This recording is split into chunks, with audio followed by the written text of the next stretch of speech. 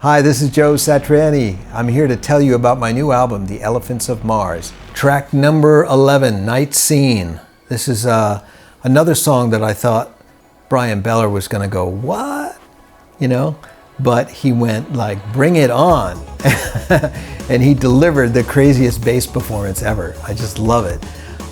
It's, again, one of those songs with a weird chord progression where I'm trying to evoke the feeling of being out in an urban setting, late at night, partying all night long, you know, pub crawl, whatever you want to call it. Just and actually, it should have been called Night Scenes because it's a variety of places and things that you're getting into.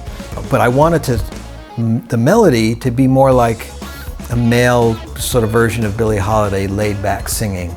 So while this bass and drums are just like really charging ahead and there are these weird chords being played, it's really just this really soulful laid back melody, kind of like if when you're in a crazy setting you step back and you start talking to yourself like, wow, what am I doing here? This is so crazy, you know. Night Scene, we're back to 007 or the Bourne Supremacy. It's got that action thing going, you know, with the bass, you know, pedaling and the drums funky. I just feel like it's like totally like action movie soundtrack. Yeah, that one, total mayhem, intended of course. Ray does this beautiful Rhodes solo, Joe does this crazy Joe solo, and you know, second bridge, halftime, distortion, all kinds of stuff. I had fun. I wanted to make sure that the drum part I played had that real driving thing so Joe could put this cool guitar part on top of the action of the bass and the drums. Night Scene, yeah man, this track is awesome. This was one of those things where I wasn't even playing it on, you know, the actual instrument. I was literally playing it on a MIDI keyboard and I was just using plugins to create this solo. It's a groover, but it's got the kind of thing that songs like Pumpin' and Elephants of Mars have. It's got a faster tempo, that 16th note thing, definitely got that kind of synth bass, that zoomy kind of synth bass thing going on.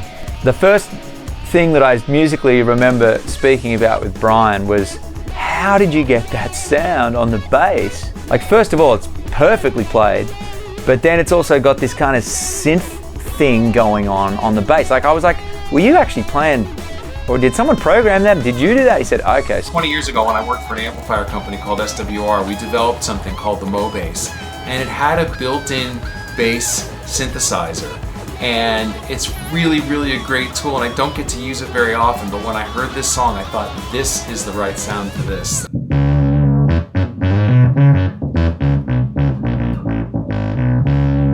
It's a true analog synthesizer. It just has this straight groove from Kenny, just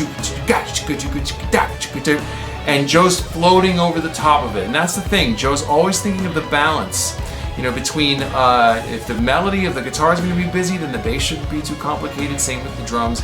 In this case, it's really a bit of a bass showcase. It's just, you know, hard to believe that it's going to be on a Joe album. The melodies on it are great. I really like the changes in the chorus. The D minor to that, you know, A7 to the D minor and then to the G minor. And here's how it sounds when you play the chorus straight through. It's just such a cool vibe. 1, 2, 3, 4.